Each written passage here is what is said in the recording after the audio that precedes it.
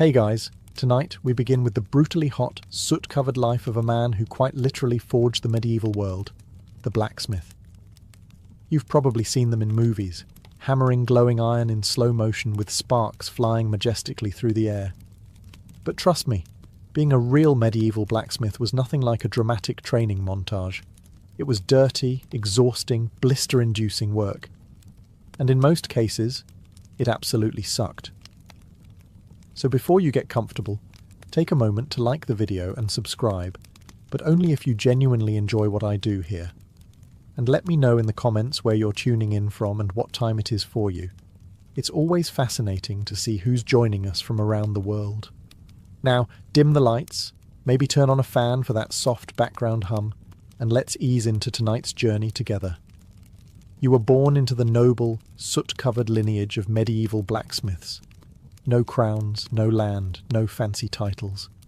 Just the family forge, anvil-shaped blisters, and the scent of roasted iron baked into your baby blanket. From the moment you can walk without tripping into the fire pit, you're expected to help. By age 6, you're officially your father's apprentice, which is a polite medieval way of saying tiny unpaid assistant with zero rights and permanent soot streaks on your face.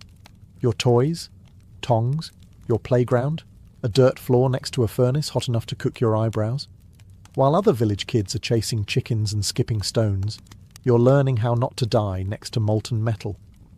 Fun games include guess how hot this is with your hand, hold the hammer until your arms fall off, and try not to cry when you mess up the nail again. Your father, the blacksmith, is a terrifying, muscular man whose entire vocabulary consists of sighs, grunts, and the phrase, "hit it harder." He's got hands like tree bark and a permanent scowl etched from decades of smoke exposure and tax collectors. He teaches you everything. How to shape iron, how to fuel the fire, how to keep your mouth shut when a knight insults your work. You don't ask questions. You just observe, absorb, and obey. Mostly because asking questions results in a flying horseshoe and a week of silent treatment. Holidays? Nice idea. You don't get those. The forge doesn't take breaks, and neither do you. Someone always needs something sharpened, fixed, or reforged. You learn quickly that free time is just the time between one job and the next. And while you're technically learning a trade, what you're really learning is pain tolerance, heat resistance, and how to fall asleep standing up. By the time you're 10, you already smell like iron, swear like a miner, and have arms strong enough to carry water buckets that weigh more than your dog, assuming the dog didn't run away from the noise 2 years ago. This is your life now. Welcome to the family business. Hope you like sweat, smoke, and 70 years of back pain. If you thought you'd get a few good years of playtime before the hammer came down, think again. Childhood, in the medieval blacksmith's world, is more of a suggestion than a phase. The moment you can lift a bucket without toppling over, you're drafted. Forget games, toys, or any concept of fun. Your playroom is a smoke-stained shed filled with sharp objects and open flames. Your jungle gym? A rack of tongs next to a pit of glowing coal. One wrong step, and you're getting an unscheduled lesson in how long your skin can sizzle before Dad notices. Your official job title might be apprentice, but what it really means is do everything no one else wants to do and get yelled at anyway. You stoke the fire, pump the bellows, sweep the floor, clean the tools, restack the coal, and try not to get impaled by a falling horseshoe. All before breakfast. You get paid in food, stern nods, and the occasional grunt of mild approval, which in blacksmith language means you didn't completely ruin that today. Meanwhile, the village kids you once knew are out in the fields, maybe throwing sticks or learning how to milk goats. You envy them, even if they do smell like cheese and manure. They might grow up to be farmers or shepherds, humble jobs, sure, but ones that involve fewer glowing weapons and surprise burns. You, on the other hand, are learning to make nails by hand. Nails. Thousands of them. Bent, twisted, and reheated again and again until they're straight enough to hold some lord's chicken coop together. If you're lucky, your father lets you swing a hammer on your own, right after he points out every single thing you're doing wrong. And don't even think about saying, "I'm tired." That phrase doesn't exist in the forge. Fatigue is weakness. Burnout is for candles. You keep swinging, keep sweating, keep smiling, or at least keep from crying where anyone can see. Because in the eyes of your master, who is also your dad, you're not a child anymore. You're a blacksmith in training, and the training never ends. The forge isn't just where you work, it's your entire existence. It dominates your senses, reshapes your muscles, and rewires your brain. By the time you're in your teens, it doesn't just feel like a place. It feels like a living creature, a hot, smoky, temperamental beast that you must feed, control, and fear. You know the sounds by heart. The bellows wheezing, the iron hissing in the water, the sharp clang of hammer on metal echoing like a war drum. There's a rhythm to it, like some brutal medieval symphony, and your body moves in time with it, whether you're awake or half asleep. You stop noticing the heat after a while. That's not because it gets easier, it's because you've simply accepted it, like gravity or taxes. You know which stones get too hot to sit on, which coals burn quickest, and which parts of the floor are secretly trying to murder your feet. Your skin darkens from smoke, not sun. Your clothes, the same soot-stained tunic and leather apron you wear every day, smell like a mix of scorched wool, grease and desperation. You don't own many things, but you do own this forge. Not on paper, mind you. Your father still technically runs it, but in practice, it owns you. You start to forget what silence sounds like. The hiss, the clang, the crackle, it's constant. When the forge does go quiet, it's almost unsettling. You find yourself twitching like you're missing a beat in a song you've been forced to memorize since childhood. Your friends, assuming you've kept any, barely see you. He's probably at the forge becomes your default status. You're not a blacksmith. You are the forge. A two-legged extension of fire and steel. And strangely, a part of you starts to love it. Not the burns, not the blisters, but the feeling when the shape finally comes out right. When the horseshoe fits. When the blade gleams. When the metal bends to your will. For a moment, you're not just a kid covered in soot. You're a creator, a crafter, a necessary gear in the medieval machine. Then the moment passes, the next order arrives, and the fire roars again. Time to get back to work.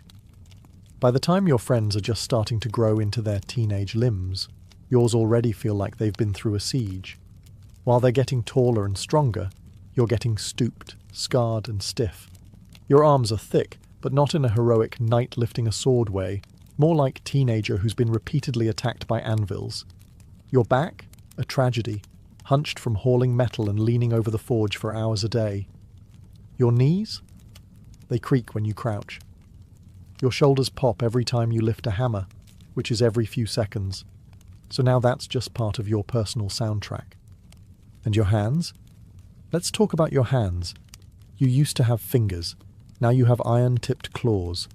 They're blistered, cracked and stained with soot so deep, even the Nile couldn't wash it off.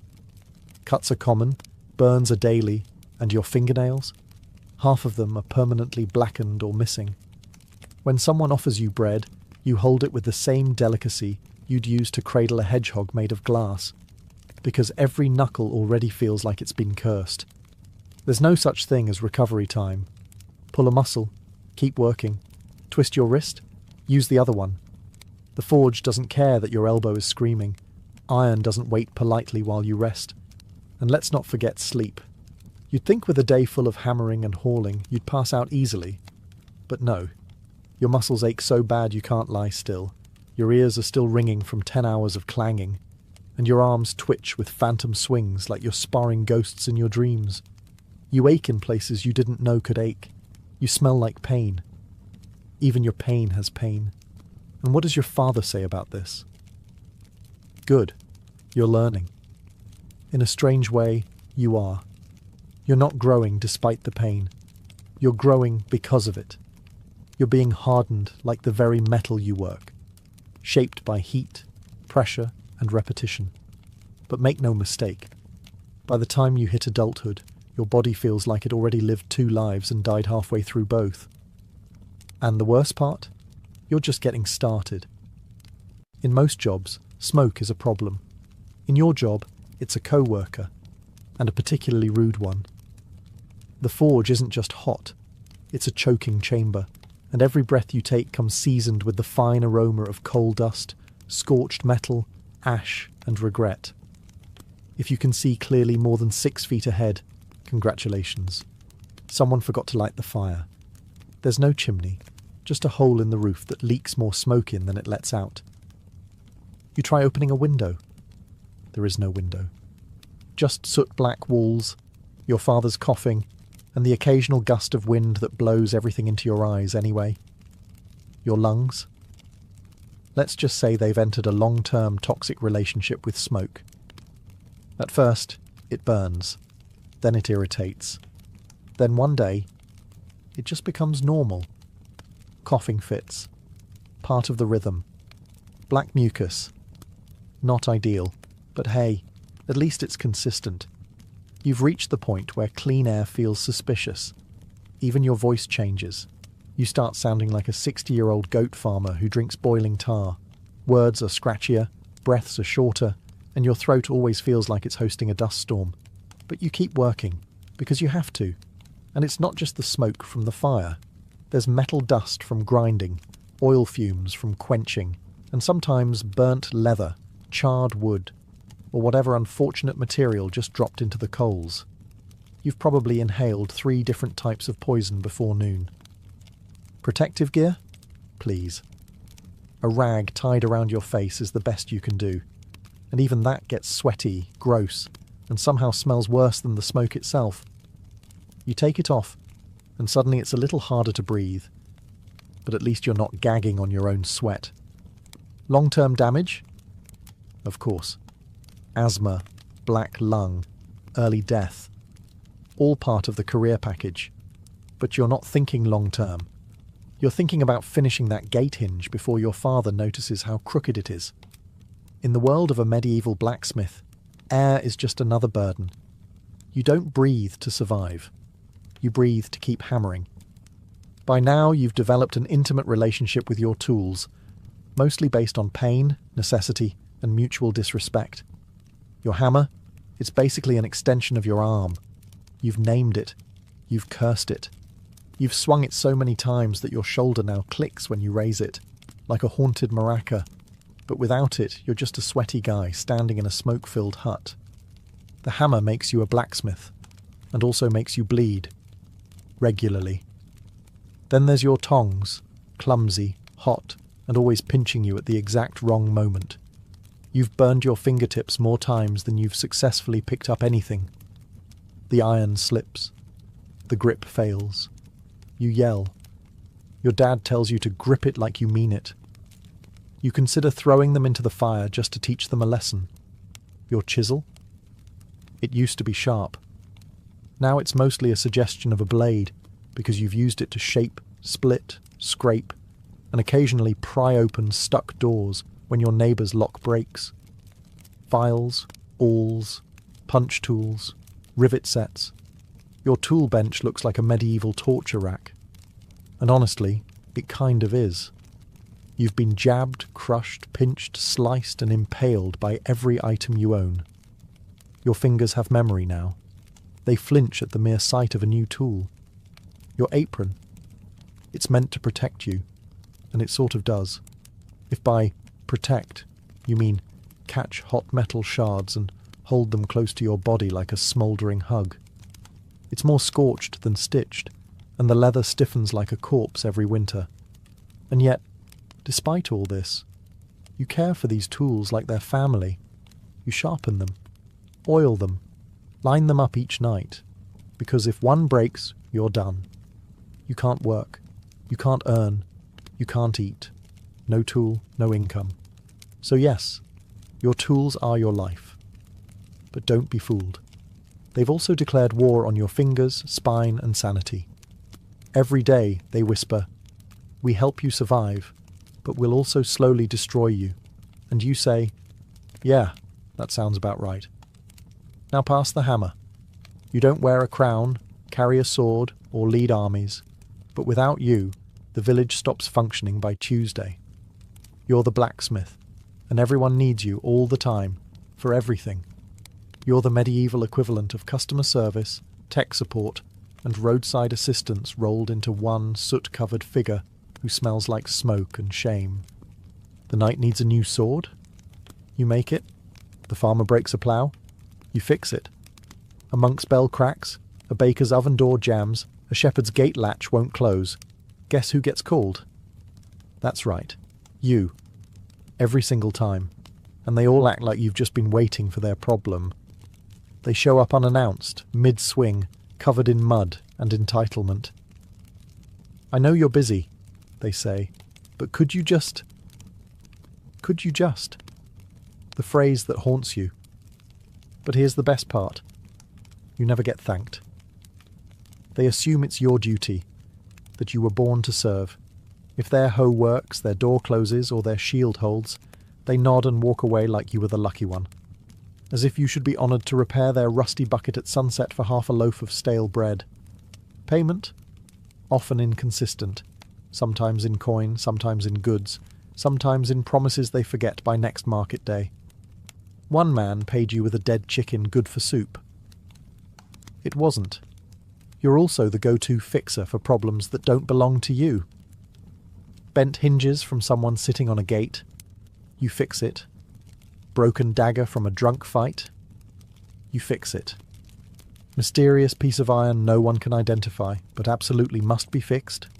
Yep, still you. Yet, when the village praises anyone, it's the knight, the priest, or the miller with the extra fat goat. You, your background noise. A necessity. A reliable tool, not a person. But here's the secret. You know. You know they couldn't last a week without your work. Their fields would stall, their homes would fall apart, their horses would limp. And while they may not sing songs about you, their entire world is quietly held together by your hands. You'd think peace would be good news. No raiders, no bandits, no screaming noblemen demanding a new sword by sundown. But for you, peace is terrible for business. Because you, the blacksmith, may work on ploughs and hinges, but what really pays the bills is war. When there's fighting, everyone needs you. Weapons, armour, arrowheads by the hundreds. Even horseshoes wear down faster under the weight of panicked cavalry charges. You're flooded with work, the forge burns brighter, the coins roll in. You may be exhausted, but your belly is full, and your debt to the alehouse, momentarily forgotten. But then the war ends. The local lord declares a truce, the knights stop marching, and suddenly your orders vanish. No more swords, no more helmets, just a farmer asking if you can sharpen a sickle, and maybe accept 3 onions as payment. And sure, you can make household goods, cauldrons, door handles, cooking spits, but there's not much profit in it. Everyone wants you to work like a wizard, but they want to pay you like a stable boy. You become a negotiator, a beggar, and a merchant all at once, haggling for decent wages like your forge is a stall at market, and don't even think about raising your prices. People look at you like you just cursed their cow. But you're just hammering metal, they say, as if molten iron bends itself into shape while singing church hymns. You start to miss the chaos. Not the blood, not the burning villages, but the steady flow of orders, the purpose, the rush. When knights lined up outside your forge with dented shields and coin purses ready, you mattered. Now, you're making keys for locked doors no one locks, patching pots that should have been thrown out, and fixing tools so old they belong in a museum, not a field. Peace, for everyone else, means safety and rest. For you, it means economic anxiety and hunger. And deep down, though you'd never say it out loud, part of you whispers, wouldn't mind a small skirmish. Just a little one. Maybe a minor border dispute. Because when swords break, you eat. Some jobs have an end, a clear finish line, a task completed, followed by rest, applause, or at least a warm bowl of stew. Blacksmithing is not one of those jobs. Your work is never done. Not today, not tomorrow, not even in your dreams. You fix one thing, and 3 more break. Patch a gate hinge? The wheel falls off the cart. Finish a batch of nails? Someone shows up demanding 10 more. But longer this time, and also, I can't pay you until harvest. You rise before the sun and go to sleep long after it disappears behind the trees. And even then, your brain keeps hammering. You dream of bellows, sparks, and that one customer who still owes you a half-dozen eggs and a thank you. Even the quick jobs never are. A villager walks in holding a mangled rake. It just needs a little fixing, they say. But you know. That's 2 hours of reshaping, reheating, hammering, and nodding politely as they ask, "Is it ready yet?" every 5 minutes. And just when you think you can finally sit, maybe drink something that isn't lukewarm and smoky, your apprentice comes running. The farrier's ill. You need to shoe the horse. Of course you do, because you're the blacksmith. And around here, blacksmith means everyone else's last resort. The forge demands attention constantly. The fire won't stoke itself. The tools rust if ignored. Your anvil shifts in the summer heat. Your bellows crack in the winter cold. Everything is either falling apart or threatening to. Even holidays don't stop the work. Sunday is technically a day of rest, unless, of course, someone's ox cart breaks on the way to market. Then suddenly, you're in your apron, half awake, praying the priest doesn't walk by while you're hammering on the Lord's day. You don't keep a to-do list. That implies there's a point when it'll all be crossed off. There isn't. Because blacksmithing isn't a job. It's a cycle. Work, fix, repeat. Until your body gives out, or your hammer does. And the worst part, you kind of love it.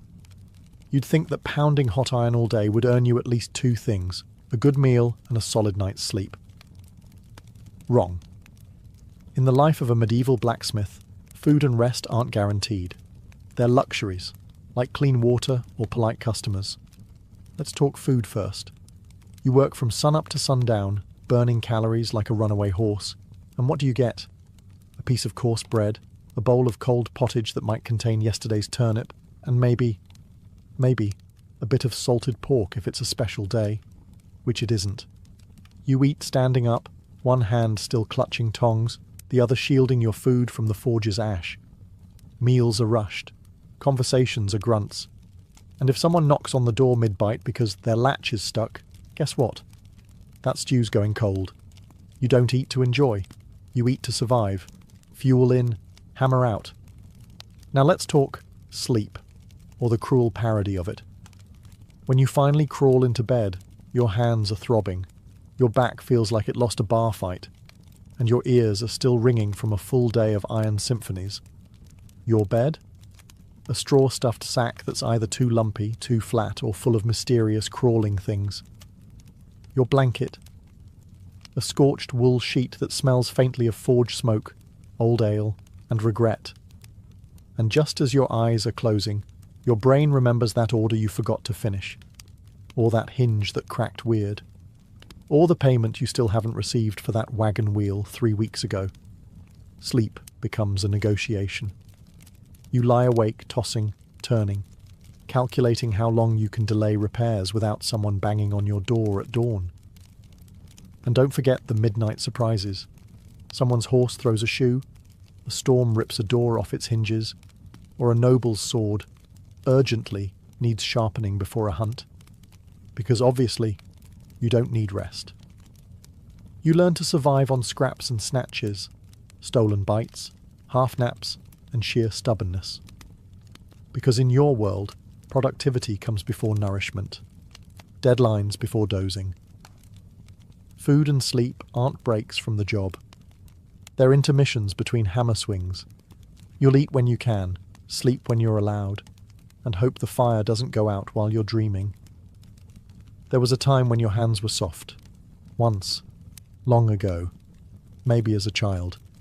Now, they're ruined. Your fingers have become tools themselves. Stiff, swollen, cracked, and calloused to the point where they barely feel anything except when it hurts. You can't hold a quill. You can barely lace your own boots. But you can grab red-hot tongs with the casual confidence of someone who's been burned so often, pain has lost its meaning. Every joint in your hands pops when you move. Your knuckles look like they've been mugged by a hammer. Your palms are a map of blisters, old, new, layered like tree rings. Need to figure out what season it is? Just check the blister count. More than 5. It's summer. You've lost fingernails. More than once. Some came off clean. Others didn't. You once crushed your thumb so badly it turned black for 2 weeks. You didn't stop working. You just switched hands and grunted more than usual. Cuts are constant. Sometimes it's a chipped edge. Sometimes a file bites you. Sometimes the iron fights back. Every week something leaks blood. You wrap it in a scrap of cloth, curse under your breath, and keep working. Worse still are the burns. Some are mild, little reminders that iron doesn't forgive. Others are worse, the kind that sizzle, bubble, and leave scars that tell their own stories. You've branded yourself more times than a cattle farmer, and at this point, you're not even mad about it. You're just used to it. Your grip strength is the only thing that's improved. You can crush walnuts like they owe you money. But dexterity, that's gone. You drop things. Your fingers shake when cold. You're 30 and have the hands of a 70-year-old knight who lost 3 wars and now plays tavern dice for soup. But despite it all, these hands are what keep you alive. They shape swords, fix hinges, and hold the hammer that holds your reputation. They hurt constantly, but they work. Because in this life, it doesn't matter how broken your body is, as long as you can still swing. Let's be honest, you don't smell great. Actually, you haven't smelled clean since you were 5. The moment you became your father's apprentice, your personal fragrance took a permanent turn toward unwashed ashtray mixed with burnt bacon and desperation. Welcome to blacksmith life, where no matter how hard you scrub, you smell like fire.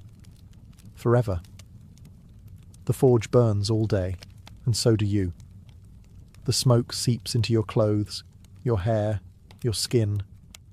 Your sweat doesn't even smell like regular sweat anymore. It's more like smoked meat left out during a warm spring. You could bathe, in theory. But baths are rare, water is cold, and you're working 6 days a week, covered in soot, grease, and coal dust, before the sun's even fully up. So what's the point? You'd be filthy again by breakfast. Your clothes are no help. You wear the same singed tunic and scorched leather apron every day. They haven't been truly clean since the last festival, and even then, someone spilled ale on them before noon. Now, they just sort of hang on your body like a protective layer of hardened funk. You try perfume? Forget it. It lasts 10 minutes before the forge eats it alive. Flowers wilt near you. Bread goes stale faster. Cats hiss when you pass. And the worst part? People notice. You walk into the tavern and the crowd parts like the Red Sea. The innkeeper already knows to seat you in the corner, near a window if possible. Not out of courtesy, but survival. No one wants to share a bench with the human embodiment of a burnt fence post. Still, you take it in stride. A little shame is better than going unnoticed. You're known. People say, "That's the blacksmith," with a mix of respect and nasal discomfort. You may not be the most charming man in town, but you're definitely the most aromatic. Besides, smelling like fire means you've been working. Smelling like iron means you've been crafting. And smelling like sweat-soaked leather dipped in soot and regret? Well, that just means you're a professional. You didn't choose this life. The forge chose you, through your father's calloused hands, and the iron expectations passed down like a rusty heirloom. And now, you're doing the same. Your son doesn't play with wooden swords or run wild through the fields. He fetches coal, pumps the bellows, holds the tongs steady while sparks rain down and you mutter, "Don't flinch." He's maybe 7, but already smells like burnt metal and wet burlap. You feel a bit guilty, but only a bit. Because you're not being cruel. You're preparing him. This is the trade. This is survival. He watches you swing the hammer, and you see the way he stares. Wide-eyed, half in awe, half in fear. You remember that look. It's the same one you used to give your father. back when he seemed like a mountain. Now you understand he wasn't made of stone, just exhaustion and responsibility. You teach the boy everything. How to gauge heat by colour, how to tap, not slam, how to listen to the metal. You shout sometimes, more out of habit than anger. Hold it right. That's too cold. Don't cry, it's only a burn. You try to soften things when you can. A story by the fire, a piece of dried fruit when you can afford it. But tenderness doesn't last long in the forge. There's too much work to do. His hands will soon look like yours. His back will ache before his voice cracks. He'll learn to sleep through ringing ears and wake up before sunrise without being told. He'll outgrow his shirt, but not the burn marks. And when you finally fall apart, knees, shoulders, lungs, he'll carry the hammer you can no longer lift. People might say it's unfair, that the cycle should end. But this is how it's always been. A lineage of soot, steel, and survival. You're not just passing down a trade, you're passing down a legacy, a forge that never cools. So yes, you raise your son to do it all again. Not because you're cruel, but because someone has to keep the fire going. You've spent a lifetime standing too close to fire, swinging too much iron, and breathing too little clean air. It was never a question of if your body would fail, just when. And now, it's happening. Your knees creak like wooden doors in a storm. Your back refuses to straighten. Your fingers, once strong enough to bend steel, now tremble when you lift a cup. The forge still roars, but your arms won't answer. The hammer feels heavier every day, as if it knows it's nearly time to leave your grip. You don't go out in a blaze of glory. There's no heroic finale, no ballad. You simply slow down. You start handing tasks to your son. You sit more, watch more. He asks you questions, and for the first time, you struggle to remember the answers. The villagers start going to him now. They still nod respectfully when they pass you, but they talk to your boy. He's the one with the calloused hands now. The burns are fresh on him. The ache of the craft has shifted to new shoulders, and quietly, you're proud. You were never wealthy. You never owned land or books or fine clothes, but you were necessary. You kept swords sharp, wheels turning, gates swinging, and farms working. The world didn't thank you often, but it moved because of you. You likely won't see 50. Most blacksmiths don't. The damage piles up, lungs blackened from years of smoke, joints ground down like iron on stone, heart worn out from constant heat and effort. But when you're gone, your work stays. Nails in church doors, blades at noble hips, horses shod and ready to ride. You leave behind no titles, just tools, scars, and a son with a hammer. And that, in your world, is enough. They may bury you in a simple grave, no gold, no statue. Just a name carved in wood, and a forge that still burns in your memory. But every clang that echoes through the village long after you're gone, that's the sound of you, still working. You were never a knight.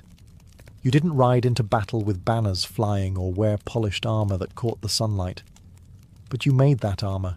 You didn't farm the land, but you made the ploughs that carved it. You didn't bake the bread, but you forged the oven doors. You didn't build the castle, but every nail in its beams, every hinge on its gates, they were touched by your fire. You were a blacksmith. And in the medieval world, that meant everything. While nobles argued and kings changed crowns, you stood by your forge, day in, day out, shaping the world piece by piece. 1,000 small things, rivets, hooks, braces, buckles, nothing that draws a crowd, everything that holds the world together. Your life was loud, but your legacy is quiet.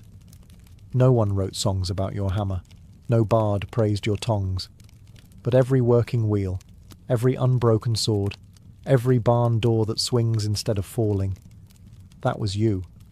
People walked past your forge and saw smoke. They smelled sweat and soot and assumed that was all. But inside? Inside was a symphony of heat and steel, of creation and endurance. You didn't just forge iron, you forged civilization. One horseshoe, one blade, one nail at a time. And now, long after your hands have gone still, the fire continues. Your son lifts your hammer. Your grandson learns the heat. Your name might fade from memory, but the tools you built carry on, passed from hand to hand, generation to generation. You were never crowned, never honoured, never celebrated. But without you, nothing moved. No carts rolled, no armies marched, no homes were secured. You were the foundation beneath the history books, the ember glowing beneath the stories of kings. And that matters more than anyone ever said aloud. Because in a world made of wood, stone and willpower, you were the fire, the silent spark that turned raw ore into progress. You weren't just part of the world, you kept it turning. Long before alchemy was associated with secretive European laboratories and robed mystics whispering over bubbling flasks, it was something far more sacred and far more ancient. Its true origin lies not in medieval Europe, but in the shimmering heat of ancient Egypt, where transformation wasn't a trick of science, but a divine principle etched into every corner of life and death. The ancient Egyptians had a word for it, chemia. Derived from chem, meaning black land, it referred to the dark, fertile soil left behind by the annual flooding of the Nile. But this wasn't just a poetic nickname for their geography. It held deep spiritual meaning. To the Egyptians, black was the colour of potential, of richness, of raw matter waiting to be transformed. And so, the land of Egypt itself became a metaphor for the transformative power of nature. This is where the word alchemy, alchemia, would eventually be born. But alchemy in Egypt wasn't just about turning base metals into gold. That obsession came later. For the ancient Egyptians, alchemy was everywhere. It was in the ritual of mummification, where the body of the dead was carefully preserved, transfigured, and prepared for eternity. It was in the temples, where priests blended oils, herbs, and minerals into sacred elixirs.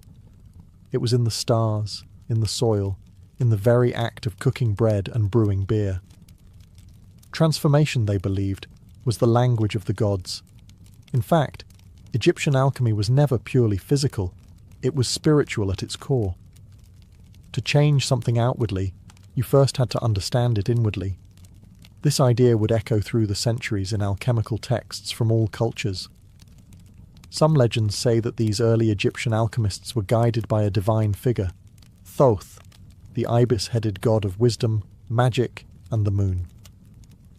According to lore, Thoth revealed the secrets of creation, transformation, and the soul's journey beyond death. These secrets, it was said, were written on a mystical object known as the Emerald Tablet. But before we get to that, we have to recognize one truth. Alchemy began not as a quest for gold, but as a sacred science of life. In Egypt, it was the fire that gave rise to all others, and everything that came after, from Persia to Paris, would trace its roots back to this ancient fertile land. If ancient Egypt was the birthplace of alchemy, then Thoth was its divine midwife. In Egyptian mythology, Thoth wasn't just a god. He was the god of knowledge, magic, writing, time, and the very laws of the universe. With the head of an ibis and a moon disk above him, Thoth stood for equilibrium. And in a world obsessed with order and transformation, he was the sacred scribe of all hidden truths. According to myth, Thoth didn't just teach alchemy, he embodied it. The Egyptians believed he had authored thousands of books filled with divine wisdom. Most of these were never meant for mortal eyes. But one fragment of his knowledge would change history: the mysterious Emerald Tablet. Whispers of the Emerald Tablet have echoed through time like a riddle carved into the bones of civilization. Said to be inscribed in green crystal or emerald stone, the tablet was a short, poetic text, barely a dozen lines long. Yet those lines were believed to hold the ultimate key to transforming matter, spirit, and reality itself. It begins with a sentence that has haunted thinkers for centuries. That which is above is like that which is below, and that which is below is like that which is above. This simple line, the principle of correspondence, suggests that the microcosm and the macrocosm are mirrors. What happens in the heavens happens within the human soul. What changes in the lab echoes in the cosmos. The Emerald Tablet didn't hand out instructions for making gold. It handed out a worldview. It said, "The world is not fixed. Everything can be refined, elevated, transmuted. Not just lead into gold, but ignorance into wisdom, chaos into harmony, the mortal into the divine." The tablet also speaks of the one thing, the source of all creation, and how it rises from the earth and descends from the sky, carrying the power of all things in its wake. Many saw this one thing as the philosopher's stone, others as the soul, the ether, or even consciousness itself. But perhaps the greatest mystery wasn't the content of the tablet, but who could understand it. You had to be more than a scholar. You had to be a seeker. And it was this sacred riddle, gifted by Thoth, that would survive the fall of Egypt and pass like a torch across borders and ages. First to Persia, then to the world. As Egypt's golden age faded, alchemy did not vanish. It migrated. Travelling along trade routes carried by scribes, mystics and conquerors, it passed into the hands of another ancient empire, Persia. But this was not merely a transfer of knowledge. In Persia, alchemy underwent a transformation of its own, one that blended spiritual fire with philosophical depth. The backbone of Persian alchemical thought was deeply shaped by Zoroastrianism, one of the world's oldest monotheistic religions. At its heart was the concept of duality, a constant battle between light and darkness, truth and falsehood, purity and corruption. Fire, the purest of all elements in Zoroastrian belief, wasn't just a symbol, it was sacred. It burned in temples, representing divine wisdom, and that fire would light the crucibles of early Persian alchemists. But while spiritual ideas burned bright, it was a Greek-Egyptian mystic named Zosimos of Panopolis who gave alchemy its first real voice, one that still echoes today. Living in Roman Egypt around the 3rd or 4th century CE, Zosimos was no ordinary philosopher. His writings fused technical descriptions of furnaces, stills, and elixirs with strange visionary journeys. In his most famous dream, he sees himself dismembered, burned, and transformed in an alchemical furnace. But rather than horror, this vision is divine. It's the symbolic death of the self, the purification of the soul. Zosimos didn't think alchemy was just about changing metals. He believed the alchemist must themselves be transformed. Just as base matter must be broken down before becoming gold, the alchemist had to suffer, purify, and transcend. In his words, alchemy was a mystery of spirit and matter alike. He introduced the idea of spiritual alchemy, a concept far ahead of his time. Zosimos's writings are full of strange symbols: lions devouring serpents, men melting into coloured vapours, divine beings emerging from fire. These weren't chemical notes. They were metaphors for the soul's journey toward perfection. Zosimos was also one of the first to stress that true knowledge couldn't be bought or memorized. It had to be earned. The path of the alchemist was a path of discipline, suffering, and revelation. His influence would ripple across centuries and continents. And though many of his texts were lost or misunderstood, one thing was clear. Alchemy was no longer just a proto-science. It had become a sacred philosophy. As the embers of ancient knowledge flickered across the remnants of Egypt, Greece, and Persia, a new empire rose, and with it, a golden age of wisdom. Under the banner of Islam, from the 8th to the 13th century, a vast intellectual renaissance began. While Europe descended into the Dark Ages, cities like Baghdad, Cairo, and Cordoba became sanctuaries for philosophy, mathematics, astronomy, and alchemy. At the heart of this revival stood a man whose name would become legend, Jabir ibn Hayyan, known in the West as Geber. More than a chemist, more than a philosopher, Jabir was a fusion of both. Often called the father of chemistry, his contributions to alchemy were so profound that they laid the foundation for modern science itself. Working in the courts of the Abbasid Caliphate in the 8th century, Jabir approached alchemy not as mysticism, but as a structured, testable discipline. He introduced laboratory methods still recognizable today: distillation, crystallization, sublimation.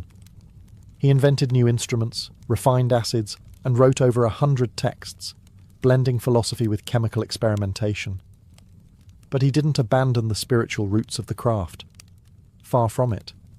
Jabir believed that everything in the universe was composed of combinations of 4 elements: earth, air, fire, and water, and infused with spiritual qualities.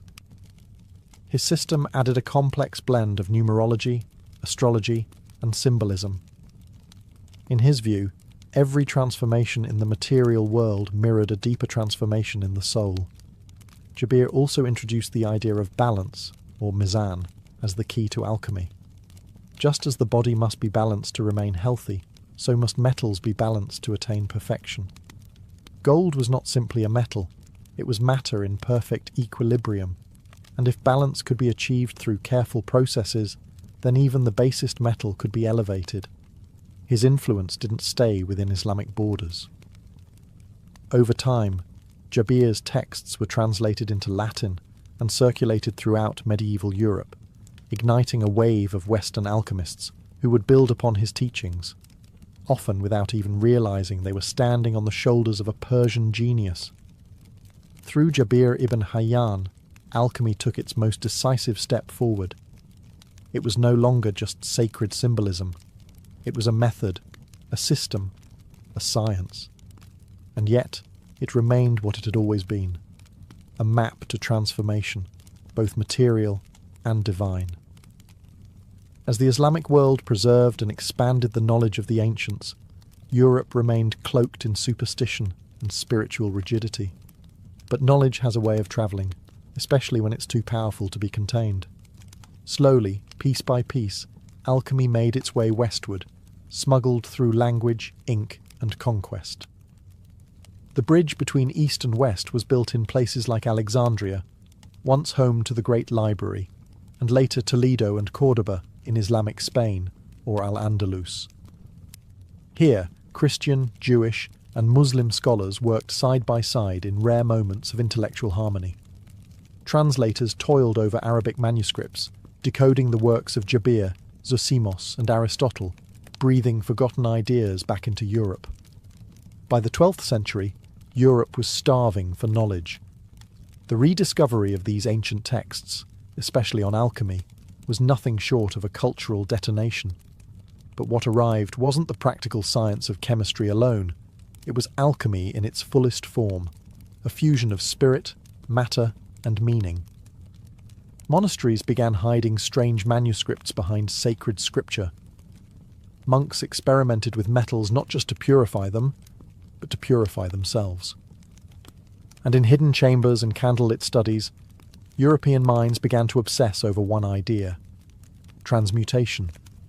The notion that base metals could become gold, and that the human soul could do the same.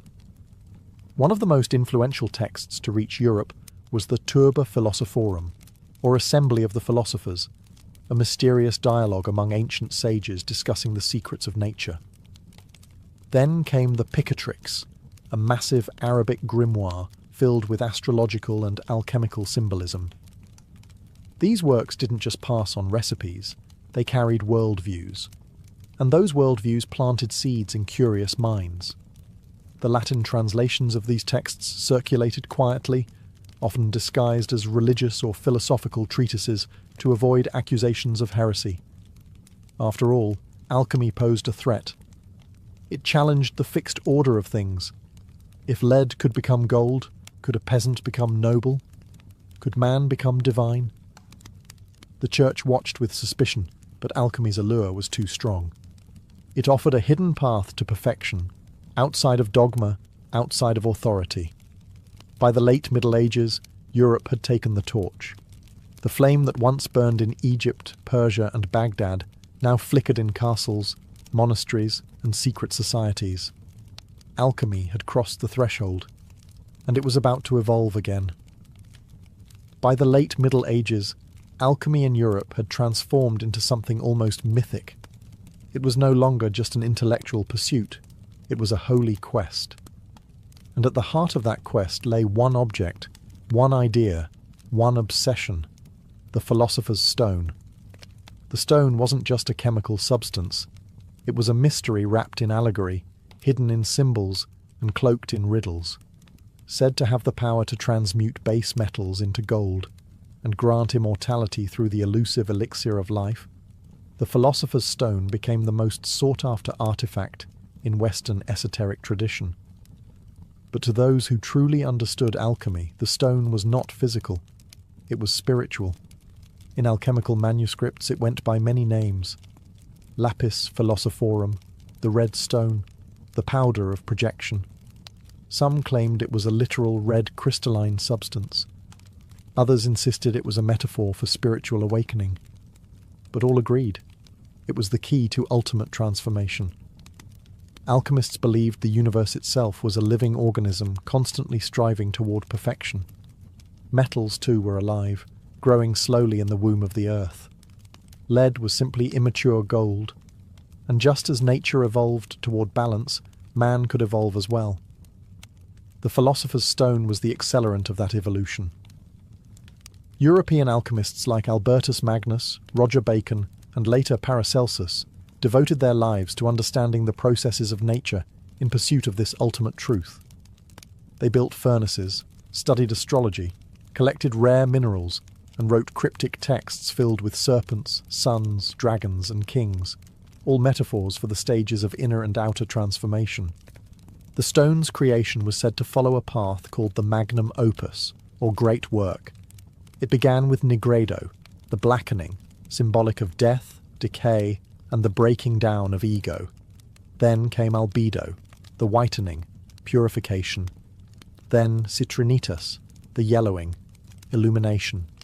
And finally, rubedo, the reddening, rebirth, and the emergence of the stone. But why hide this process in metaphor? Because true transformation, alchemists believed, wasn't meant for the uninitiated. The stone would reveal itself only to those who were ready, not just intellectually, but spiritually. To seek the stone was to seek perfection, and while many searched for gold, the wisest alchemists knew the only thing worth perfecting was the soul. As alchemy took deeper root in medieval Europe, it began to slip into the shadows. What was once open dialogue in temples and scholarly exchanges in courts now became hidden practice. The reasons were many: religious scrutiny, political fear, and the simple fact that alchemy's language had become a secret code, decipherable only to the initiated. The Church, wielding enormous power, saw in alchemy both promise and danger. While some Christian mystics embraced it, seeing the transmutation of metals as a mirror of Christ's resurrection, others condemned it. The idea that man could manipulate nature, even achieve spiritual ascension outside of divine grace, was heretical. To avoid persecution, alchemists cloaked their teachings in allegory and symbolism. Thus began an era where alchemy went underground, hiding in secret societies, coded manuscripts, and obscure symbols that only insiders could interpret. The Rosicrucians, a mysterious brotherhood that surfaced in the 17th century, claimed to hold ancient alchemical wisdom passed down from Egypt and Arabia. Their manifestos spoke of spiritual enlightenment, divine harmony, and the hidden sciences. Though no one could prove their existence, their ideas spread like wildfire, inspiring generations of seekers. Then there were the Freemasons, whose roots trace back to stone builders, but whose rituals echo deeply with alchemical philosophy: purification, transformation, inner light. Whether or not they practiced alchemy in the literal sense, their symbolic language aligned perfectly with its aims: the building of the perfect self. Alchemy also found refuge in books of secrets, texts like the Mutus Liber, which contained no words, only a series of strange, symbolic images meant to communicate the great work without uttering a single sentence. Other manuscripts were written in green language, a form of wordplay, puns, and poetic double meanings that concealed their deeper truth. The alchemist's life had become one of duality, outwardly a scholar, physician, or monk, quiet, obedient, inwardly a revolutionary, chasing the divine through fire and metal, spirit and stone. The very secrecy that threatened alchemy also preserved it. Like a fire buried beneath ash, it smouldered unseen, passed down from master to apprentice, generation to generation. And in these quiet shadows, alchemy continued to evolve, not just as an early science, but as a living philosophy. One that would soon encounter its greatest challenge, the birth of modern chemistry. By the 17th and 18th centuries, a quiet revolution was brewing, one that would both inherit and bury the legacy of alchemy. The Age of Enlightenment had arrived. The mysticism and metaphor that once cloaked alchemical thought were no longer welcomed in scholarly halls. In their place came a new language, empiricism, logic, and repeatable results. Alchemy's successor had arrived. Its name was chemistry. This wasn't an abrupt execution. It was a slow, methodical transformation. Many of the earliest chemists were, in fact, alchemists. They simply shifted focus. The goal was no longer spiritual perfection or the transmutation of souls, but measurable change. No more dragons and black suns, just beakers, balances, and precise documentation. One of the final nails in the coffin came with Robert Boyle, often called the father of modern chemistry. In his 1661 book, The Skeptical Chemist, Boyle argued that matter was made up of atoms and that chemical reactions could be explained without mystical forces. He didn't mock alchemy, but he stripped it of its esoteric language. Boyle believed in the alchemist's power to transform, but insisted it must be explained through natural laws, not allegory. Soon after, Antoine Lavoisier would discover the role of oxygen in combustion and disprove the ancient theory of the four elements: earth, air, fire, and water. The periodic table would follow. Laboratories became secular temples of knowledge. Alchemy, with its hidden codes and sacred metaphors, was seen as outdated, an embarrassment to real science. But here's the paradox. Chemistry owed its very existence to alchemy. The tools, the techniques, the curiosity, it all came from the furnace of that ancient craft. Alchemy had walked so that chemistry could run. Still, the world was changing. Industrialization demanded results, not riddles. Governments funded laboratories, not lodges. The philosopher's stone was replaced by the microscope, the alembic by the Bunsen burner. What was once sacred had become material. Yet, not all was lost. In hidden corners and quiet minds, alchemy still breathed. Not as a science, but as a symbol of transformation, of unity, of the eternal dance between matter and spirit. And while the world turned to chemistry for answers, some still looked to alchemy for meaning. Because some fires never go out. They just burn beneath the surface. Alchemy may have vanished from the halls of science, but it never truly died. Instead, it transformed, just as it always taught that all things must. What began in the tombs of Egypt, refined in the fire temples of Persia, and encoded in the hidden texts of medieval Europe, didn't simply disappear. It evolved, splintering into chemistry, psychology, medicine, and even modern spirituality. Its outward form was shed, but its inner message endured. In the 20th century, a new kind of alchemist emerged, not with a furnace, but with a notebook and a mind full of dreams. Carl Jung, the Swiss psychologist, rediscovered the hidden wisdom of alchemy and gave it new life. He argued that the ancient alchemists weren't just transforming metals, they were unconsciously mapping the human psyche. The blackening, nigredo, was depression. The whitening, albedo, was insight. The reddening, rubedo, was the birth of a unified self. The philosopher's stone, Jung said, was individuation, the process of becoming whole. Alchemy, it turned out, had always been about more than gold. Today, we see its fingerprints everywhere, in self-help books preaching transformation, in stories of heroes who descend into darkness to return reborn. In the very language we use, words like refine, distill, purify, all echoes of the alchemist's path. Even in science, the spirit of alchemy lingers. Chemists still transmute elements in nuclear reactors. Physicists speak of dark matter and unified fields, with the same wonder alchemists once had for ether and quintessence. The search for the fundamental building blocks of the universe continues, only the language has changed. But perhaps the true legacy of alchemy lies in its insistence on wholeness. It never separated spirit from matter, or science from mystery. It taught that the transformation of the world begins with the transformation of the self, that behind every experiment was a sacred question. Who are you becoming in the process? In a world driven by speed, by technology, by the cold precision of data, alchemy whispers an ancient truth, that to change anything truly, you must also be willing to change yourself. And so, the alchemist's fire still burns, not in crucibles, but in hearts, waiting, calling, transforming. Because alchemy was never just a science, it was a mirror.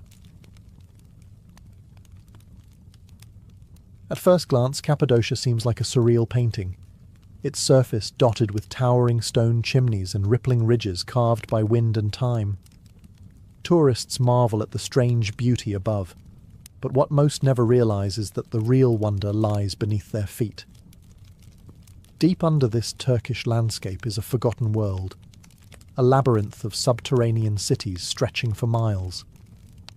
These aren't simple caves or makeshift shelters. They're entire urban complexes hidden underground, complete with residences, chapels, wells, food storage, stables, and even schools. Some go down as far as 18 stories, housing thousands of people in the shadows of the earth. The most astonishing part? Many of these cities were completely unknown until the mid-20th century. In 1963, a man renovating his home in the town of Derinkuyu knocked down a wall in his basement. What he found behind it wasn't brick or dirt, it was a tunnel. That tunnel led to another, then to a chamber, then to a spiral staircase. He had accidentally uncovered an ancient entrance to one of the largest underground cities in the world. It was as if an entire civilization had chosen to vanish beneath the ground, leaving behind no sign except silence. But Derinkuyu was just one of many. Over the decades, archaeologists have identified hundreds of underground settlements throughout Cappadocia, at least 40 major ones, interconnected through narrow corridors and secret escape routes. These weren't random burrows. They were deliberately planned and engineered. Massive stone doors could seal off passageways from the inside. Ventilation shafts brought fresh air from the surface. Wells tapped into underground aquifers, ensuring fresh water even under siege. Why would anyone build something so elaborate under the earth? That question has haunted historians for years. Theories abound. Were these cities hiding spots from invading armies? Monastic refuges? Secret spiritual sanctuaries? Or were they something far older, far stranger? Whatever the reason, one thing is clear. Cappadocia wasn't just a region, it was a refuge. A world beneath a world. A place where thousands could disappear from the surface and live their lives entirely underground. And the deeper you go into these cities, the stranger the story becomes. To understand why people built cities beneath Cappadocia, we first need to understand the land itself, because Cappadocia is no ordinary terrain. Millions of years ago, a series of violent volcanic eruptions buried central Turkey under layers of ash. That ash hardened into a soft, porous rock known as tuff, a material light enough to carve with basic tools, yet strong enough to hold its shape over centuries. Rain and wind shaped it into strange formations. Fairy chimneys, conical towers, mushroom-like spires. The entire region looked like something torn from a dream, or a different planet. But ancient people didn't just marvel at the rock, they worked with it. early settlers realized that this volcanic stone was a gift. They could carve out homes, chapels, storage rooms, even entire complexes without lumber or bricks. And unlike surface dwellings, these stone chambers stayed cool in the scorching summers and warm during freezing winters. Above ground, they carved churches into cliff faces. But below ground, that's where the real magic happened. It likely began with simple caves, small hideaways to store food, to escape heat, or to shelter from storms. But over time, as threats grew and communities expanded, those caves grew too. They evolved into interconnected rooms, then levels, then networks, and once the digging started, it didn't stop. Entire societies vanished beneath the soil, carving deeper and deeper, not randomly, but with intention. Tunnels connected homes to kitchens, stables to wells, rooms to chapels. They created ventilation shafts that reached the surface and filtered fresh air through multiple stories. They even dug vertical staircases wide enough for people and livestock, yet narrow enough to defend.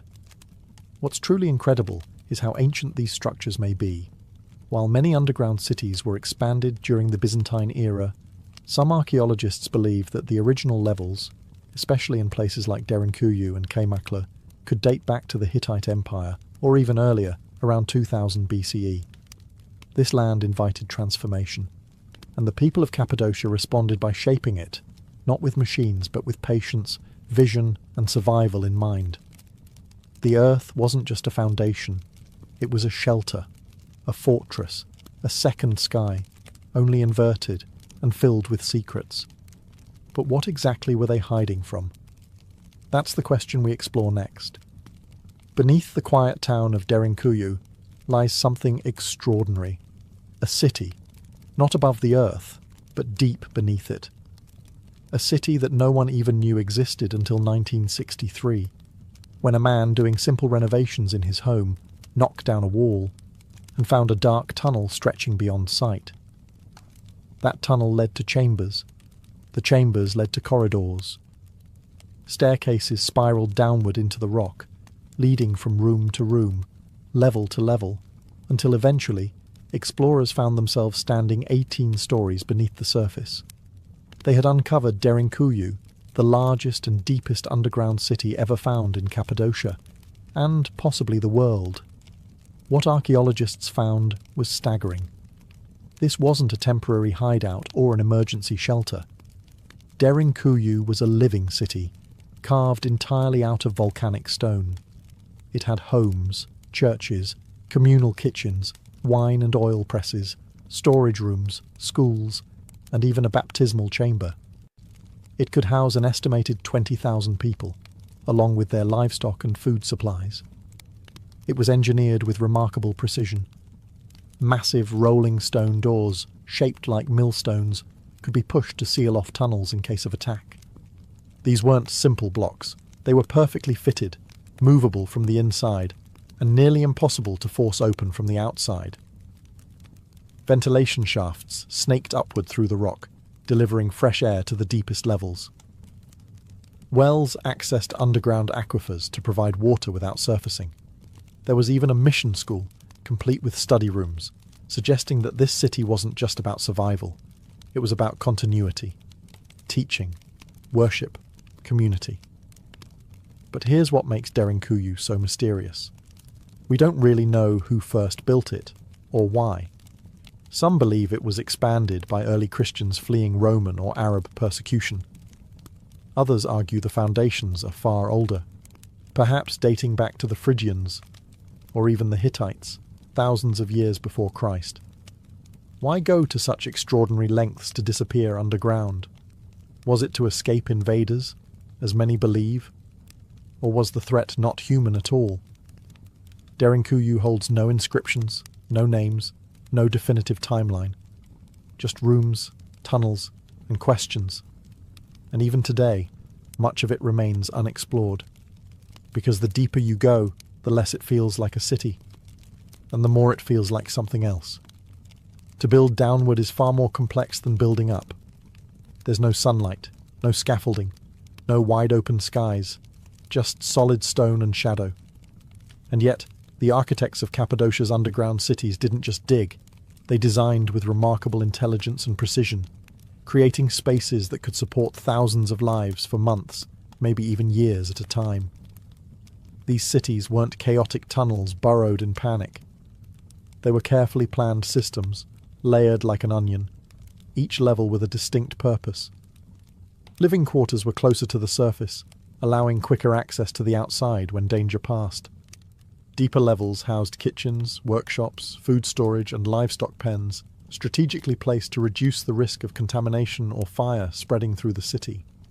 One of the most ingenious features was the ventilation system. Long vertical shafts were carved through the rock to allow air to circulate through as many as 18 underground levels. Some shafts were over 50 meters deep, yet so well placed that fresh air could reach even the lowest chambers. Without fans, without electricity, just gravity and brilliant design.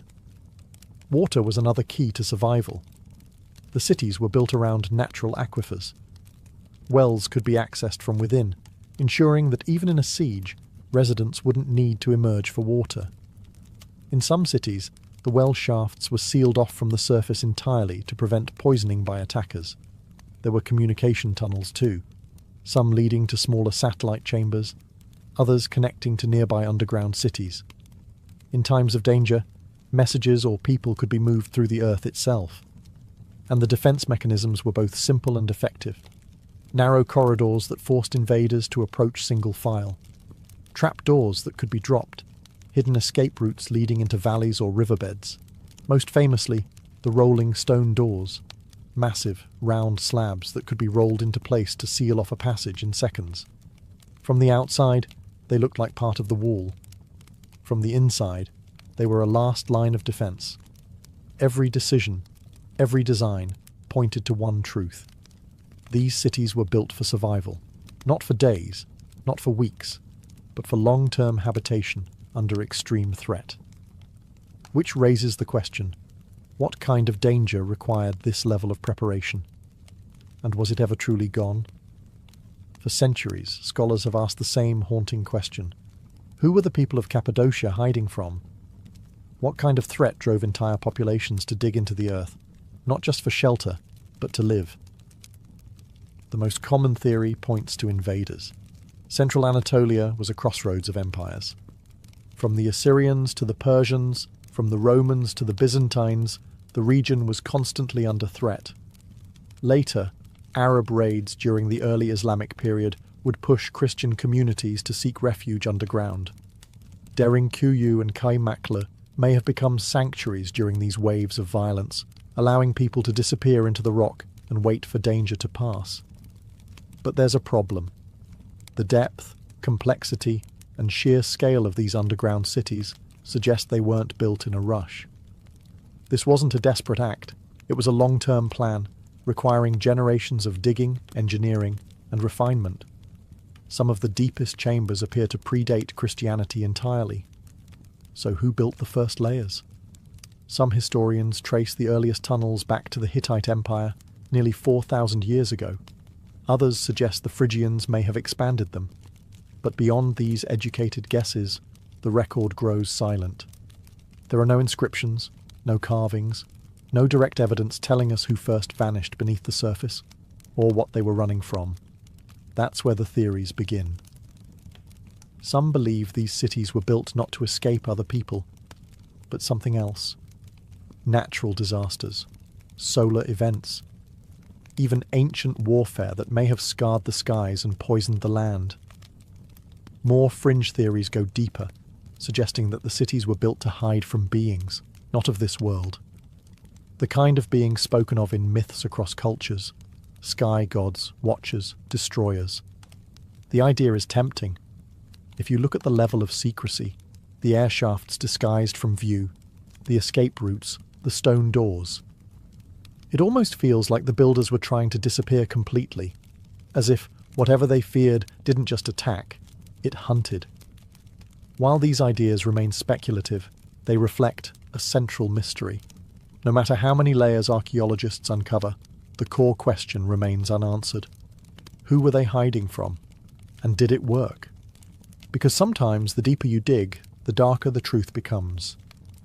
Imagine living not just a day, but months, maybe even years, entirely underground. No sunlight, no open skies, just stone walls, flickering oil lamps, and the ever-present hush of life beneath the earth. This was reality for thousands in Cappadocia during times of threat. But what did daily life actually look like inside these vast underground cities? Despite the darkness, these spaces weren't lifeless. They were alive with routine, carefully structured for communal survival. Families lived in multi-room compartments. Kitchens were located on lower levels to manage smoke more efficiently, and food was cooked in clay ovens. The scent of baked bread likely mixed with the damp smell of stone and livestock. There were churches and chapels, carved with crosses and altars, some even containing intricate frescoes. People didn't just survive here. They prayed, worshipped, and practiced rituals. There were communal areas for meetings, schooling rooms for children, and long corridors that echoed with voices and footsteps. Lighting came from oil lamps, dozens of them scattered along the passageways. Smoke was channeled through cleverly designed shafts that doubled as ventilation. Yet, life here wasn't easy. Fresh air was limited. Darkness was constant, and silence, when it fell, was absolute. Water was drawn from deep wells tunneled into aquifers. Grain was stored in sealed chambers to prevent spoilage. Wine presses and olive oil vats have been found carved into the rock, suggesting that even underground, life had flavour and ritual. The cities were built for the long haul. They weren't a last resort, they were a prepared reality. Livestock, sheep, goats, chickens, were kept in dedicated pens, usually near the entrance levels for easier management and ventilation. Their presence served a dual purpose: food and warmth. Despite the confined spaces, the builders understood the psychology of survival. Rooms were laid out in ways that gave families privacy, while shared spaces created a sense of community. Life underground wasn't just about hiding. It was about preserving a way of life, a culture, and a people. It's a humbling thought. While wars raged above, entire civilizations continued below, hidden in silence. People married, taught their children, mourned their dead, all within stone chambers lit by fire. To live underground was not to live in fear. It was to live with intention. Cappadocia's underground cities weren't isolated pockets of refuge. They were part of something much bigger. Beneath the valleys and hills of this volcanic region lies a vast network of tunnels, chambers, and hidden passageways that seem to connect multiple cities together. Derinkuyu, Kaymaklu, Oskonak, and others may not have just been separate settlements, but pieces of a unified, subterranean civilization. Some of these tunnels stretch for kilometers, weaving beneath the countryside like veins under skin. Narrow, winding, and often no wider than a man's shoulders, they were likely used for secret movement, escape routes, or even transporting messages and supplies from one underground complex to another. Derinkuyu and Kaymaklu, two of the largest cities, are believed to be linked by such a tunnel, nearly 9 kilometers long. That's not just impressive engineering, it's evidence of coordinated planning on a scale rarely seen in ancient architecture. If true, it means multiple cities could support one another in times of siege or crisis, functioning almost like an underground federation. But these tunnels weren't just for utility, they were also defensive. Built with multiple bottlenecks, blind turns and choke points, they forced any pursuer to enter one at a time, making them easy to trap or ambush. Many tunnels were rigged with trapdoors and stone corks that could be rolled into place to block intruders. Still, the full extent of these networks remains unknown. New passageways are still being discovered. In 2014, an even larger underground complex was accidentally uncovered beneath Nevşehir, possibly dwarfing even Derinkuyu. Archaeologists believe it could contain dozens of levels, aqueducts, places of worship, and countless more tunnels yet to be mapped. What were these tunnels truly for? Were they simple escape routes? or the infrastructure of a society built to live without ever being seen. The more we uncover, the more we realize Cappadocia's underground isn't just a collection of homes and halls. It's a system, planned, connected, hidden beneath our feet for thousands of years. And maybe, just maybe, there's still more waiting to be discovered. Entire cities, buried not by time, but by intention. Because in Cappadocia, the earth doesn't just hide secrets, it protects them. Despite decades of excavation and study, Cappadocia's underground cities remain wrapped in mystery. The stone walls may be silent, but the questions echo louder than ever. Not just how they were built, but why. And when historical answers fall short, myths and alternative theories rush in to fill the void. One of the most enduring questions is about the true age of these cities. Conventional archaeology ties their major expansion to the Byzantine period, when Christians sought refuge from invading forces. But some researchers believe that the earliest tunnels and chambers are far older, possibly dating back 4,000 years or more. If that's true, what kind of threat existed so long ago that would drive people underground? Enter the theories.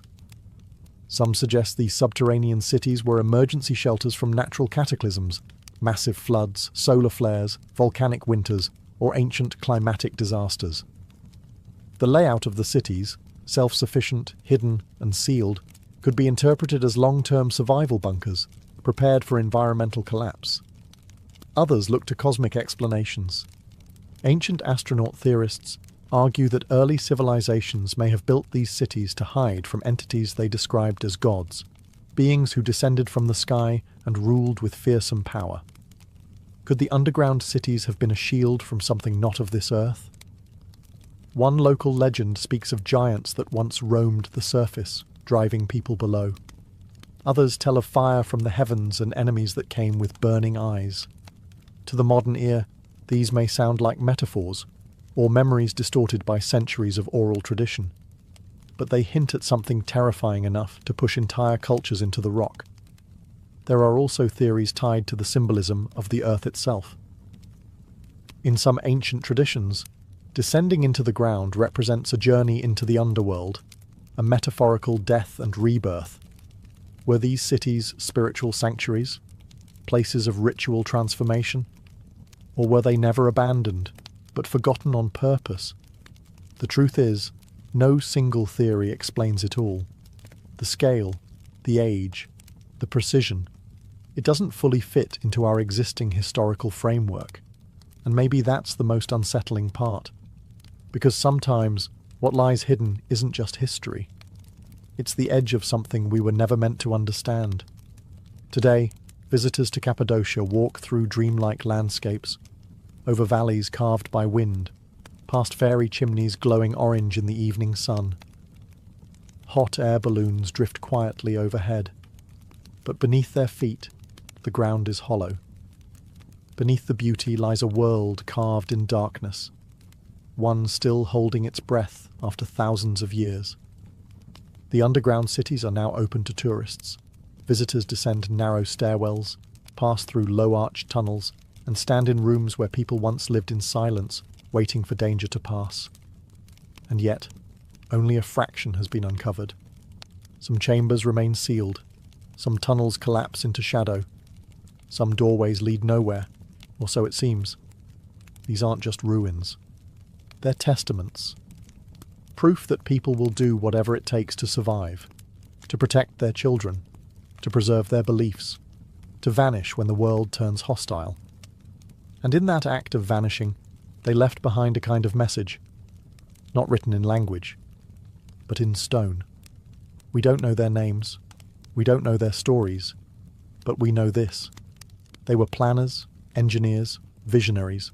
They created something that could endure centuries of silence, something that might have been meant never to be found. Cappadocia reminds us that history isn't always on the surface. Sometimes the most profound truths are buried, on purpose, hidden from conquerors, hidden from the curious, hidden, maybe, from time itself. And what remains? Mystery. Mystery in the perfect fit of the rolling stone doors. Mystery in the air shafts that still pull wind from the deep. Mystery in the miles of unexplored tunnels, still untouched, still dark. Maybe the real purpose of Cappadocia's underground world will never be known. Maybe it isn't meant to be. But as you walk through those chambers, with the weight of rock above and the silence pressing in, you feel something ancient stirring, a presence, a whisper, not of fear, but of endurance. Because when the world above was chaos, the people of Cappadocia looked down and chose to survive, in the dark, together. And the earth, it seems, has kept their secret well. To the ancient world, sleep was not an escape from reality. It was an entryway into something deeper. Dreams weren't dismissed as random thoughts or figments of imagination. They were taken seriously. In fact, they were considered messages, sometimes warnings, sometimes prophecies, and often direct communications from gods or spirits. For ancient civilizations, the boundary between the physical and spiritual world wasn't sharp. It was porous, and in sleep, that boundary grew thin. The act of dreaming was sacred, mysterious, and often terrifying. It was during those quiet, vulnerable hours of the night that the divine could reach into the human mind. And what it whispered, or roared, could shape the course of a king's decision, a priest's ritual, or a city's fate. In almost every early culture, from the river valleys of Mesopotamia to the temples of Egypt and the academies of Greece, dreams held an elevated status. People believed they were being visited, not by fantasy, but by real forces with real consequences. Dreams could foretell war. They could reveal betrayal. They could offer healing or demand sacrifice. Ignoring a powerful dream wasn't just seen as foolish, it was dangerous. The dreamer, then, was not just a sleeper. They were a messenger, a vessel temporarily opened to cosmic truths. And in some cases, that dreamer became a prophet, chosen by the gods. Entire professions were devoted to understanding dreams. Priests, shamans, oracles, and seers all learned to read the symbols that emerged in the night. A snake in a dream could be a symbol of transformation or a deadly omen. A rising sun could promise victory or deception, depending on the context. Each culture had its own codes, but the belief was universal. Dreams mattered. Even today, fragments of that ancient wisdom linger. We speak of following our dreams or waking up to a realization. But in the ancient world, dreams weren't poetic expressions. They were maps, warnings, sacred intelligence delivered while the conscious mind slept. This was the world before Freud, before REM cycles, before science tried to measure what the ancients already feared and revered. Because to them, the dream world was real, and to walk through it was to walk with gods. The first civilization to leave written records of dreams were the Sumerians, who lived in Mesopotamia over 5,000 years ago. They didn't view dreams as random images. To them, dreams were direct transmissions from the divine, often complex, symbolic, and deeply consequential. Among the ruins of their cities, archaeologists uncovered clay tablets etched with dreams, some personal, others political. Dream interpretation wasn't a novelty, it was a structured practice, taught, studied, and respected. Sumerian kings had court dream interpreters, men trained to decipher the messages of the gods, and whose interpretations could influence the fate of entire cities. One of the most famous examples of this ancient dream culture lies within the Epic of Gilgamesh, one of the world's oldest literary works.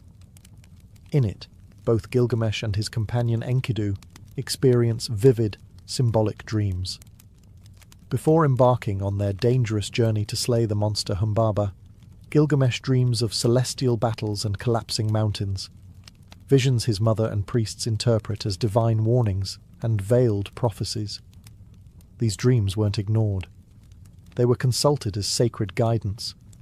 The Sumerians believed that there were two types of dreams, ones sent by gods to help or instruct, and others that were empty, simply echoes of the day. Determining which was which required the wisdom of a priest or diviner, people who could read omens, symbols, and patterns hidden in the imagery of sleep. Temples often had special chambers where priests, or even kings, would sleep in hopes of receiving divine visions. This ritual practice, known later in other cultures as incubation, may have originated with the Sumerians. These sacred dreams were seen as oracles, sometimes even more trusted than waking signs. Dreams could also serve as political tools. A ruler claiming divine dreams could strengthen his legitimacy or justify major decisions. The gods told me in a dream wasn't just spiritual. It was power. In the Sumerian worldview, the universe was alive with meaning, and dreams were its language. Every image, whether a storm, a lion, or a falling star, carried cosmic significance. And in a land where gods walked among men, to dream was to listen. To ignore those dreams was to risk the wrath of the heavens themselves. To the ancient Egyptians, dreams were not just messages. They were portals, pathways to the gods, glimpses into the afterlife, and sometimes instructions for the living. In a culture obsessed with eternity, sleep wasn't merely a time of rest, it was a rehearsal for death, and dreams were communications from the realm beyond. Egyptian texts show that dreams were considered both deeply personal and powerfully prophetic. Like the Sumerians, Egyptians categorized dreams into two kinds: truth dreams, sent by the gods or spirits to guide, heal, or warn, and false dreams which were misleading, or born of bodily imbalance. Temples dedicated to gods like Serapis and Thoth were known to practice dream incubation. Worshippers would sleep within temple walls, hoping to receive divine dreams. These temple dreams were often recorded, interpreted by priests, and even carved into stone. In some cases, a person might receive not just visions, but healing through dreams. One of the most fascinating artifacts is the Ramesside Dream Book, dating to around 1300 BCE. This papyrus scroll is essentially a catalogue of dream symbols and their meanings. It lists over 100 dreams, each paired with an interpretation. For example, if a man sees himself eating crocodile flesh, it means he will gain power over his enemies. Another entry warns that dreaming of drinking warm beer means impending sorrow. These interpretations were taken seriously.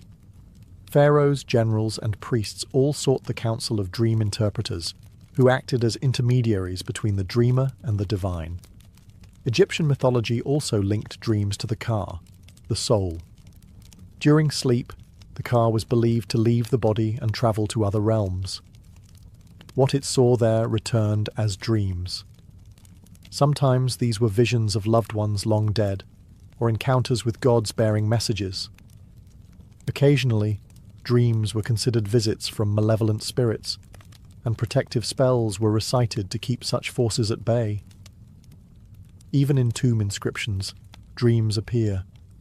Kings described how gods came to them in the night, offering divine sanction for their rule or guidance for their legacy.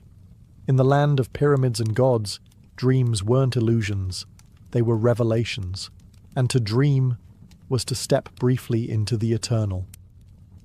In ancient Greece, dreams occupied a space between medicine, mythology, and philosophy. To the Greeks, dreams were more than personal. They were cosmic messages, delivered by gods, heroes, or even forces from the underworld. But unlike earlier civilizations, the Greeks also began to ask why we dream, planting the first seeds of psychological thought. The most sacred place for dream revelation in Greece was the Asclepion, a healing temple dedicated to the god Asclepius, the divine physician. Pilgrims came from across the Mediterranean to sleep inside these sanctuaries in a process called incubation.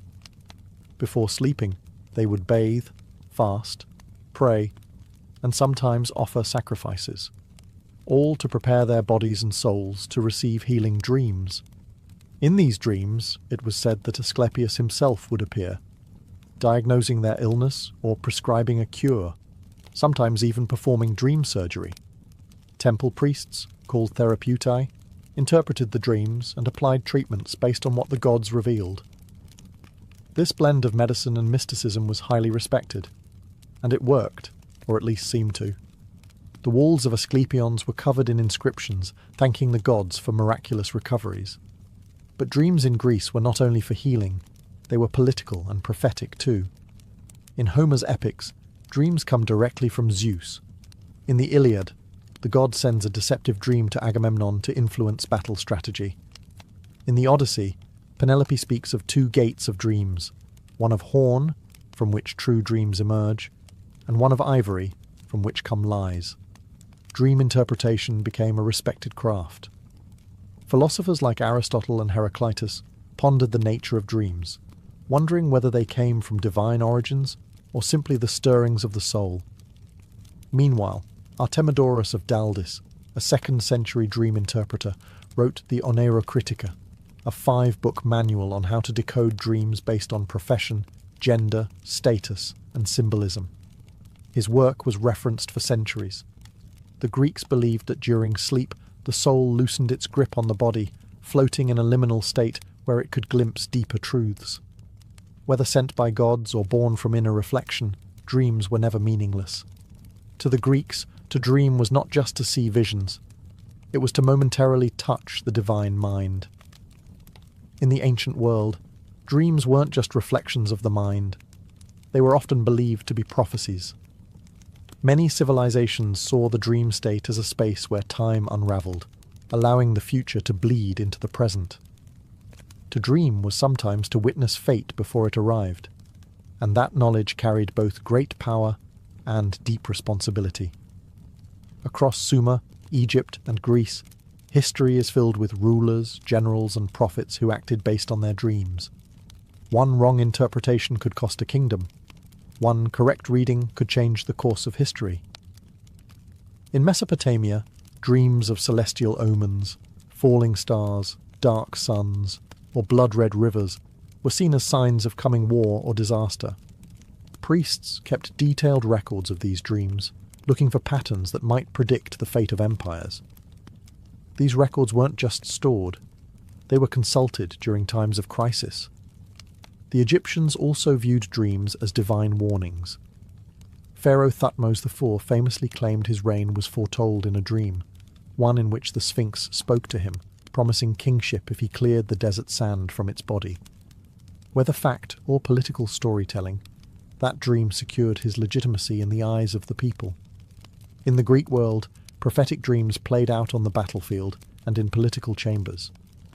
Before major decisions, leaders sought omens, either through dream incubation or by consulting oracles like those at Delphi, who often dreamt as part of their rituals. Even Alexander the Great was said to have dreamed of the Egyptian god Serapis before conquering Persia, taking it as a sign of divine favour. But prophecy wasn't only for kings. Everyday people also believed dreams could foretell marriage, childbirth, illness, or death. Artemidorus's Oneirocritica included thousands of such interpretations. Dreaming of losing teeth, a death in the family, dreaming of flight, a sudden change in fortune. The belief in prophetic dreams gave ordinary people a sense of access to the divine, a glimpse into the hidden threads of fate. But it also created anxiety. What if you missed a warning? What if you misunderstood? In a world where gods whispered in dreams, sleeping wasn't just a private act. It was a conversation with destiny. In the ancient world, healing didn't always come from herbs or blades. It often came from dreams. Sacred healing sanctuaries, known as dream temples, existed across many ancient cultures. Here, the sick didn't just seek medicine. They sought divine intervention. And the treatment began not with potions, but with sleep. The most famous of these were the Asclepions in ancient Greece, dedicated to Asclepius, the god of healing. But this wasn't a Greek invention alone. Earlier civilizations in Egypt and Mesopotamia also believed that dreams could reveal cures or offer spiritual purification. These temples weren't places to escape illness. They were places to encounter the source of healing, often through a divine dream. The process was called incubation. A pilgrim would purify their body through fasting, bathing, or ritual sacrifice, before lying down in a sacred chamber, usually at night. The goal was simple but profound: to dream with intent, to open the self to divine contact. In these dreams, gods or spirits would appear, offering advice, cures, or even performing dream surgeries. Some dreamed of snakes coiling around their bodies, sacred symbols of Asclepius. Others saw themselves bathed in light or touched by divine hands. When they awoke, temple priests, trained dream interpreters, would listen, translate, and prescribe actions based on the dream. Sometimes it meant drinking a special brew, walking a certain path, or offering thanks with a sacrifice. In some cases, the dream itself was considered the healing. These temples weren't isolated or fringe. Thousands of people visited them. Inscriptions etched into temple walls speak of miraculous recoveries: blindness cured, fevers broken, pain lifted. Whether the healings were physical, psychosomatic, or spiritual, the power of belief and the dream was undeniable. Dream healing crossed cultures. In Egypt, people visited temples of Serapis or Imhotep, seeking similar nighttime revelations.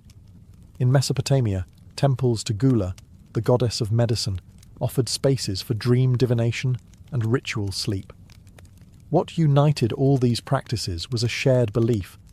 The body and soul were connected, and the soul spoke most clearly in dreams. Healing wasn't just about the flesh. It was about harmony between the human and the divine. In these sanctuaries of silence, dreams weren't just seen as stories. They were medicine. In the ancient world, the realm of dreams was not only a place of prophecy or healing, it was also a space where the dead could speak. Many ancient civilizations believed that dreams provided a rare and sacred moment when the veil between the living and the dead grew thin. To dream of a departed loved one was not seen as a simple expression of grief or memory. It was often believed that the spirit of the deceased had truly returned, bearing messages, warnings, or unresolved requests. These dream encounters were powerful, emotional, and deeply significant. In Egypt, where the afterlife was central to belief, dreams were thought to offer a direct link to the underworld. The soul, or Ka, was believed to travel freely during sleep, even visiting the dead. If a deceased family member appeared in a dream, it could mean they were displeased, in need of offerings, or simply reaching out with guidance. Egyptians sometimes wrote letters to the dead, left in tombs or shrines, asking for protection or help, hoping the request would be answered in a dream. In Mesopotamia, dream encounters with the dead were treated with reverence and caution. The dead were believed to retain power in the afterlife, and a dream visitation could be a sign that something was amiss, perhaps a neglected burial ritual or an unfulfilled vow. These dreams were often followed by ritual purification or offerings to set things right. The Greeks also took dreams of the dead seriously. In Homer's Odyssey, Odysseus descends into the underworld and speaks with the spirits of the fallen, a vision that mirrors what many believed could happen during sleep. The philosopher Heraclitus once said, "The waking have one world in common, but the sleeping turn aside each into a world of his own." That private world was where the dead could slip through. Even beyond Europe and the Middle East, many cultures held similar views, that the dead were not entirely gone and that dreams were their language. When the voice of a lost parent or child spoke in the night, it wasn't poetic, it was real. To the ancients, sleep was not a place to forget. It was where the past could still reach out, and sometimes ask to be remembered. To ancient civilizations, dreams weren't just messages, they were puzzles. Rich with symbols, strange creatures, impossible events, and celestial signs, dreams were believed to carry coded language from the divine. Interpreting them wasn't easy. It required training, intuition, and often ritual. In Mesopotamia, Egypt, and Greece, professional dream interpreters operated almost like priests or shamans. They studied vast collections of dream records, memorized symbol meanings, and knew how to distinguish between a true dream and a meaningless one. Their interpretations could influence public policy, medicine, and even warfare. Across cultures, certain dream symbols appeared again and again, and they were rarely literal. A snake might mean danger in one dream, transformation in another. Seeing fire could be a warning of destruction or purification. Flying might symbolize the soul breaking free of earthly burdens, or a longing to escape something in waking life. In Egypt, dream books outlined hundreds of these symbols. Dreaming of drowning might signal an emotional storm to come. Seeing oneself blind could foretell a spiritual awakening, or a painful truth hidden in plain sight. These were not guesses. They were part of a vast ancient language of symbols, refined over generations. In Greece, Artemidorus of Daldis compiled the Oneirocritica, a 5-volume manual of dream analysis. He emphasized that dream interpretation wasn't universal. Context mattered. A farmer dreaming of a flood meant something very different than a sailor dreaming the same. The Oneirocritica is one of the earliest known texts to suggest that personal experience shapes dream meaning, a remarkably modern idea for the 2nd century. Dream interpretation was also tied to divination. Dreams were seen as one thread in a web of omens, signs, and sacred messages. Dreamers might consult oracles, draw lots, or perform ritual offerings to clarify what they had seen. Some even kept dream journals, inscribed on papyrus or clay, not just for personal insight, but to share with their community.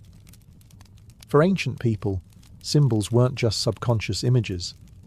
They were keys, part of a divine language whispered in sleep. And understanding that language meant unlocking the will of the gods, the forces of fate, and the secrets of the soul. To the ancients, a dream wasn't just a story. It was a message in code, sent from the stars.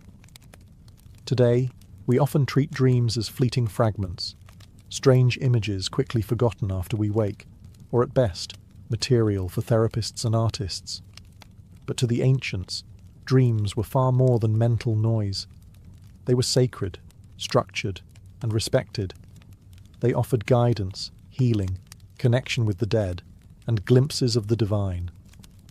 Dreams were a part of the fabric of life, woven into medicine, religion, and governance. So what happened? As science and rationalism rose, particularly in the post-Enlightenment West, dreams were reclassified. No longer messages from the gods, they became neurological byproducts, electrical impulses, memory fragments, or emotional processing. The sacred became clinical. The symbolic was reduced to chemical.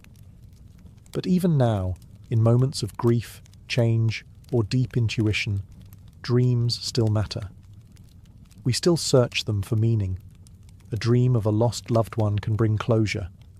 A recurring nightmare can reflect stress or a truth we don't want to face. Modern psychology, beginning with Freud and Jung, tried to reclaim some of that ancient understanding, recognizing that dreams hold power, even if we no longer call it divine. What the ancients understood is that the dream world is not separate from life. It is a mirror reflecting not only our fears and desires, but something bigger, something eternal. Whether it was a god speaking from the darkness, a warning about tomorrow's storm, or the voice of a parent long buried, dreams offered something society could not provide during waking hours. A conversation with the unknown. And maybe that's what we've lost. The humility to listen to what sleep might be trying to tell us. Across time and civilization, one belief remained constant. Dreams are not random. They are doors.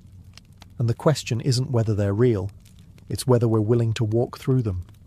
In every ancient temple, every scroll and tablet, we hear the same whisper: pay attention.